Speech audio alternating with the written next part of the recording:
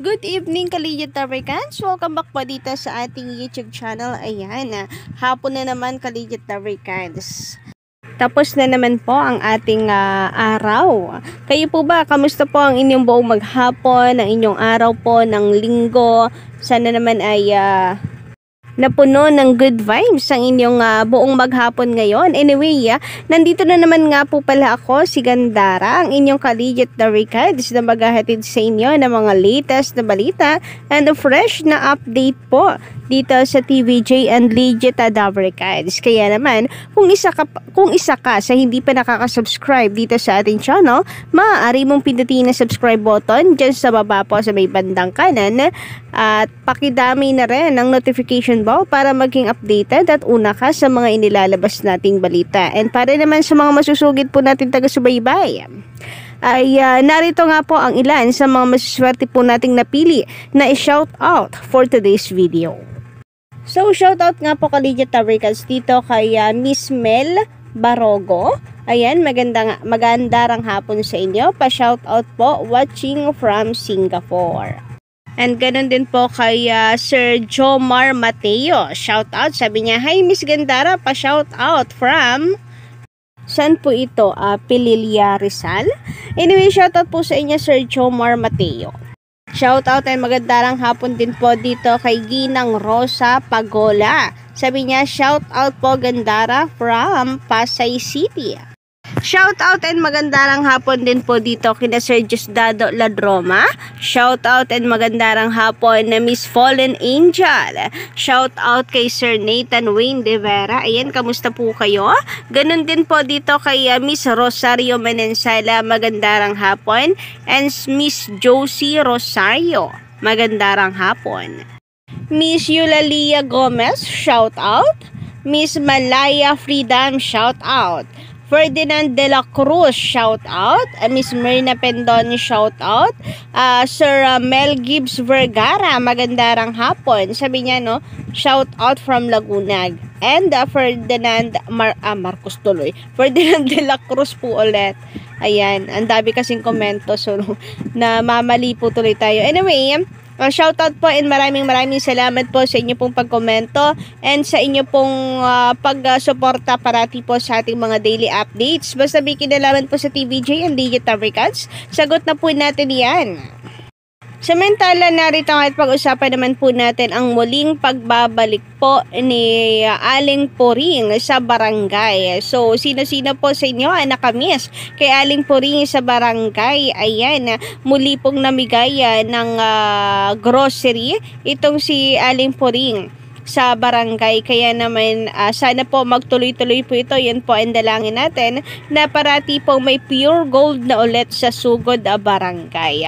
Yan po ang matagal na rin kasing iniintay ng marami, pati nga po yung ibang mga sponsors ng TVJ para santambak po muli ang pinamimigay na papremyo. And masasabi po natin na talaga naman pong winner ang mga mananalo po sa sugod bahay. Well, winner pa din naman po sila dahil malaki pa rin naman po ipinamimigay na pera po ng TVJ and yung exposure na lamang po sa TV. Once in a lifetime, guys.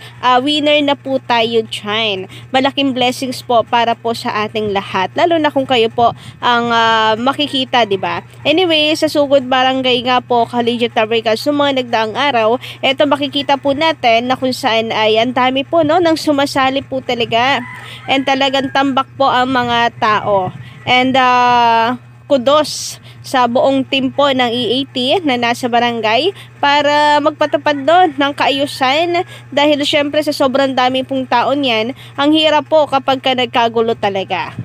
And isa nga po ang Pure Gold sa masasabi po natin na malaking sponsor po ng TVJ na ang loyalty po ay nasa TVJ. Kaya naman kapag mag-grocery po tayo, Kaligid Tabricans, lalo na po yung mga nasa Metro Manila, no? So piliin na po natin ang Pure Gold. Doon na po tayo tumambay at mag-grocery, guys. So tangkilikin po natin ang mga sponsors ng TVJ.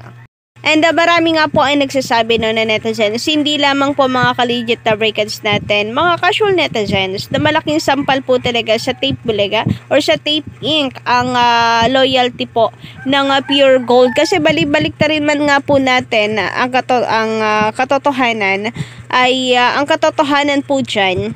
Kaya po nakilala ang Pure Gold ay dahil po sa TVJ. Hindi naman po dahil sa Tape Inc. Sige nga, i-endorso ni Mayor Bullet Halusos ang Pure Gold. Ewan ko na lamang po kung meron pong magtitiwala ng mga tao. TVJ po talaga ang main reason. Lalong higit po si Bossing. Kasi si Bossing malakas po talaga yan. Makapanghatak eh. At talagang may market dito kay Bossing Vic Soto. Sabi nga dito ng iba, andyan na ang Pure Gold PH sa sugod bahay at Coca-Cola PH. Baka naman, #legit Tabricans. Naku, mukhang malabo po ang Coca-Cola.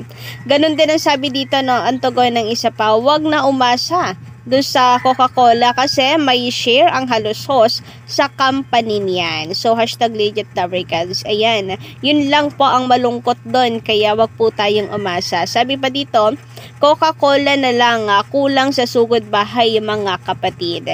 Pero malay nyo naman, meron pong iba pa, kung kulang man po Coca-Cola, baka po ay meron pong parating pa at mas madami ang paparating pa. Claim po natin yan. Ganon din naman sabi po dito na isa pang netizen, ang laking sampal sa kabila.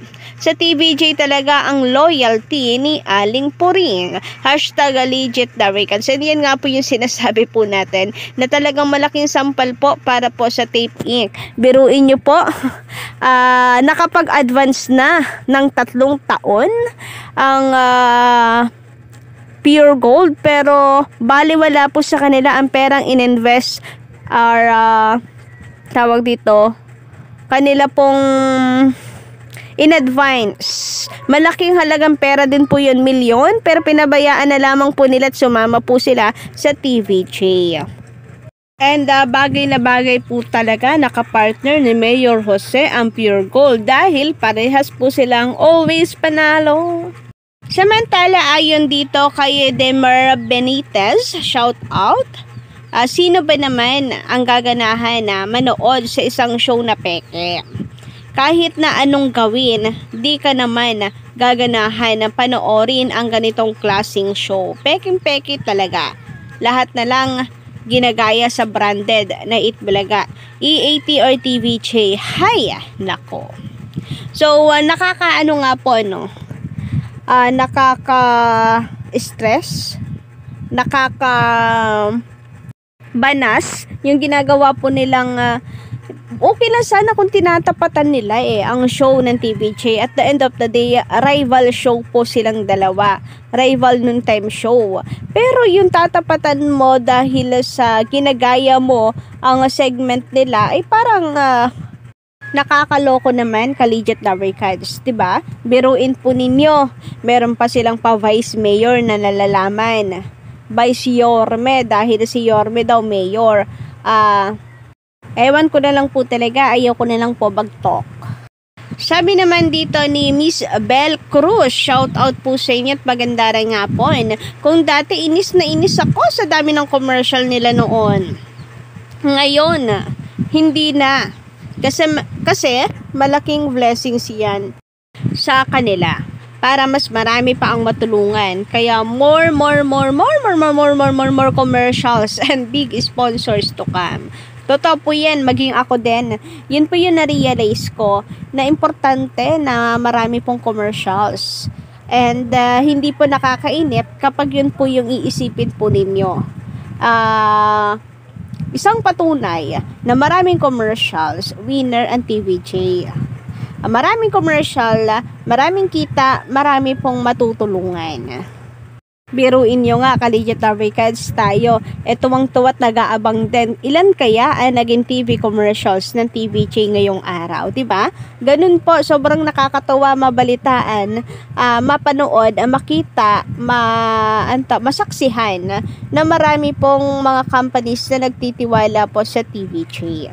So, kaya naman congratulations sa TVJ and Legit Lubricants. Sabi naman ni Miss Anna Red Lady sa kanyang komento, "Hay nako, puro utak talang ka sila."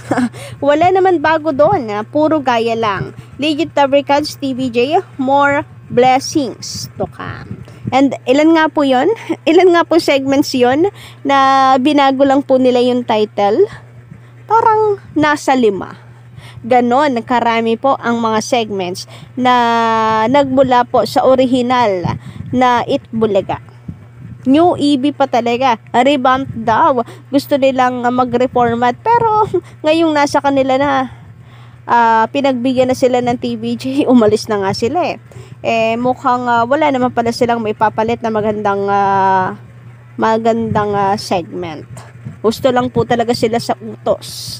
Anyway, kayo po ba Legit Lubricants? Ano po inyong masisay hinggil po dito? Pa-comment na lamang po sa baba. And don't forget to click the subscribe button and notification bell para po sa iba pang mga balita.